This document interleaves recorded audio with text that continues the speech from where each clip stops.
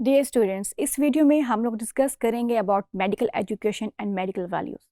So if you talk about the medical education, और अगर medical profession की बात करते हैं तो it's still after so many decline, after so many conspiracy theories, is still one of the most noble profession in the world.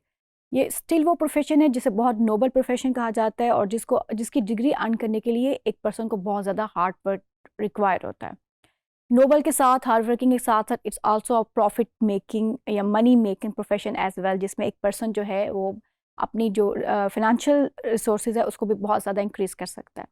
अच्छा, अगर हम बात करते हैं अबाउट अर्निंग अ डिग्री, तो it's earning a degree is a not a easy task in medical profession. पहले तो आपको एक एंट्रेंस एग्जाम के लिए बहुत ज़्यादा compete करना पड़ता है। Entrance exam is a quite tough exam in the world for the medical education.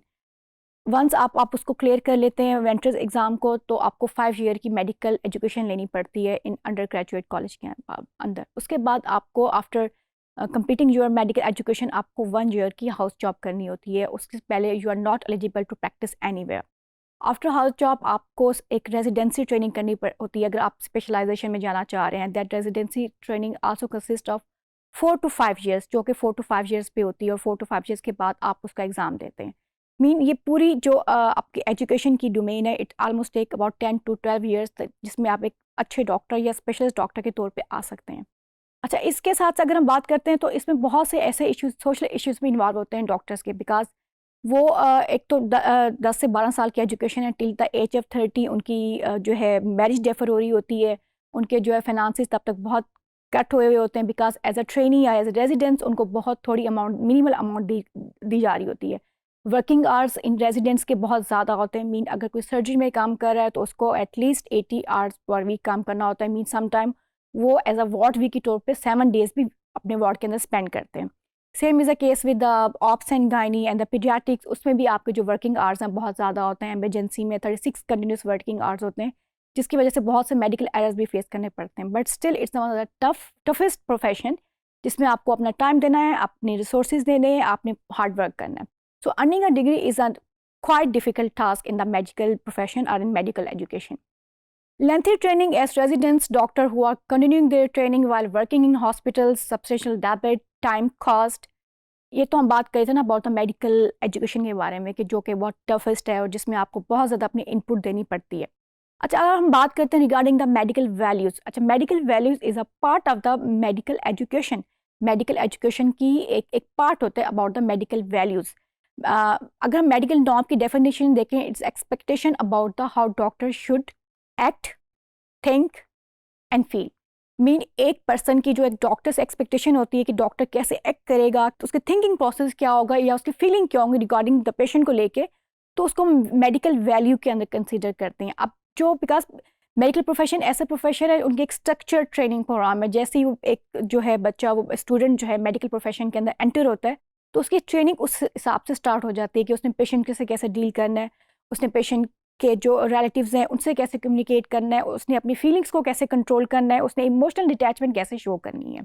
Because अगर एक स्टूडेंट जो है वो इवन अगर जूनियर क्लासेस में भी है, तो जब अपने सीनियर्स के साथ जाके हॉस्पिटल में राउंड करते हैं, जब वो सीनियर्स को देखते हैं, उनका बिहेवियर देखते हैं, तो उस तरह से वो एक्ट करना शुरू करते हैं, और इस तरह से वो मेडिकल नॉर्म्स को, मेडिकल वैल्यूज़ को ज़्यादा लर्न करते हैं।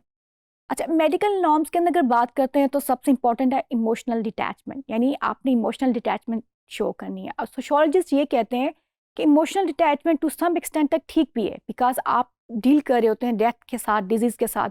अगर आप उसमें अपने इमोशनल फीलिंग शो करेंगे तो माइट भी आप उस तरह से डॉक्टर पेशेंट को नहीं ट्रीट कर सकते। अगर आप इमोशनली डिटैचमेंट शो करेंगे तो शायद आप ज़्यादा अच्छे तरीके से पेशेंट को ट्रीट कर सकते हैं, बिकॉज इनका डेली बेस का काम है। तो इमोशनल डिटैचमेंट इज़ बेस्ट अगर डॉक्टर उसको कंटिन्यू करता है। Trust clinical experience. अच्छा, डॉक्टर्स मेडिकल एजुकेशन में ये भी है कि एविडेंस बेस्ड मेडिसिन का बहुत ज़्यादा हाथ है। एविडेंस बेस्ड मेडिसिन मीन्स आपका जो क्लिनिकल एक्सपीरियंस है आप उसको लेके चलते हैं। फॉर लेट्स सपोज, अगर बुक में आप बुकिश नॉलेज आपको कुछ और दे रहा है, but your experience in the ward, in the hospital आपको ये बता रहे हैं कि अगर आप इस पेशेंट को, इस तरह के पेशेंट को आप इस तरह से डील करेंगे तो वो उनका ज़्यादा अच्छा इफेक्ट आएगा। That is known as a evidence based medicine. तो एविडेंस बेस्ड मेडिसिन का बहुत ज़्यादा रोल है इन मेडिकल प्रोफेशन और मेडिकल एजुकेशन के अंदर। Master uncertainty. अब ऑब्वियसली हेल्थ जो है मेडिकल प्रोफेशन, इसके अंदर बहुत ज़्यादा लिटरेचर है, बहुत स्टडी है इसके अंदर। डिफरेंट टाइप ऑफ डिजीज है। आप every time doctors are not sure about the diagnosis, every time doctor sure नहीं होता, अनसर्टेन होता है रिगार्डिंग द पेशेंट डायग्नोसिस को लेके। तो एट दैट टाइम वो अगेन अपने जो क्लिनिकल एक्सपीरियंस है उसको यूज़ कर रहा होता है to make the diagnosis.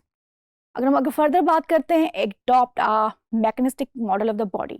Doctors के बारे में ये कहा जाता है कि डॉक्टर्स जो हैं एक इंसानी बॉडी को एज अ मशीन की तौर पे लेते हैं। मीन जिस तरह से एक मशीन है उसके डिफरेंट पार्ट्स फंक्शन करते हैं, ऐसे ही वो कहते हैं जी एक बॉडी है, बॉडी के अंदर डिफरेंट पार्ट है और हर पार्ट अपने हिसाब से फंक्शन कर रहा है और वो उस पार्ट के हिसाब से बॉडी को ट्रीट कर रहे होते हैं, एज अ होलिस्टिक ट्रीटमेंट नहीं दे रहे होते, उस बॉडी पार्ट को लेके उसकी ट्रीटमेंट देते हैं।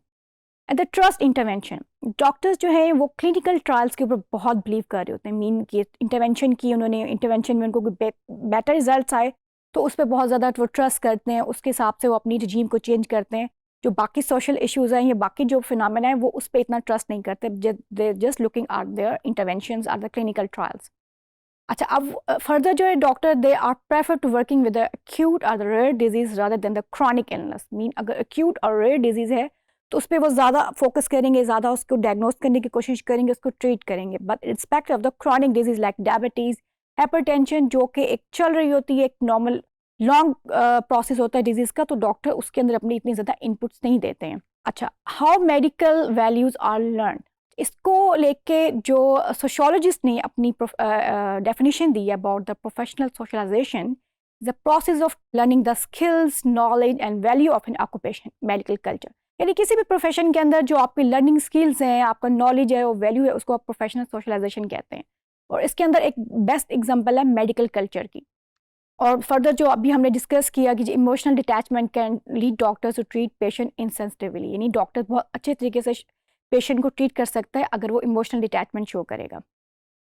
Clinical experience can lead doctors to adopt treatment that have not been tested through controlled clinical trial and that lack the scientific validity. I mean, अगर आपका जो evidence based medicine है या जो आपकी clinical experience है वो sometime आपको patient treatment में बहुत helpful करता है।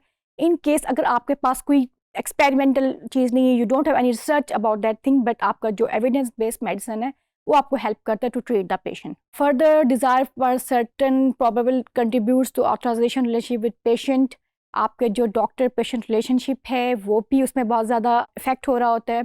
And further the emphasis on working with rare illness leads over supply of specialist and other supply of primary care doctor. Because अगर हम देखते हैं तो ज़्यादा अर्निंग कहाँ पे है, स्पेशलाइज ग्रुप में। स्पेशलाइज ग्रुप जो है वो ज़्यादा अर्न कर रहा होता है।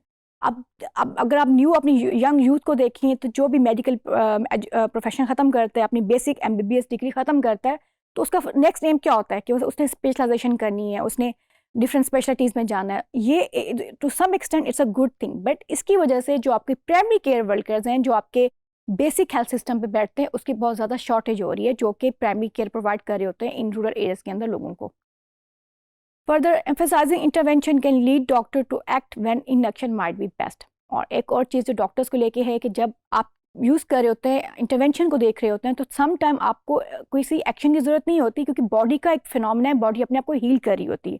लाइक जिस तरह से फ्लू है, फ्लू में बॉडी कोल्ड फ्लू के अंदर इस सॉर्ट ऑफ वायरस है, 6 to 7 डेज़ के बाद बॉडी खुद बहुत रिकवर हो जाती है। इन डेज केस आपको एक्सेसिव एंटीबायोटिक देने की, एंटीहिस्टामिन देने से या मेडिसिन देने की कोई नीड नहीं होती। सो ये कुछ कॉन्सिक्वेंसेस भी हैं मेडिकल वैल्यूज़ के, but the main thing is इस मेडिकल प्रोफेशन के अंदर it's still one of the main, बहुत हार्ड वर्किंग प्रोफेशन है। इसमें आपको बहुत ज़्यादा एफर्ट चाहिए in term of your time, your cost, your resources, और ये बहुत पेएबल प्रोफेशन भी है फॉर द पर्सन जो कि मेडिकल प्रोफेशन को अडॉप्ट करते हैं।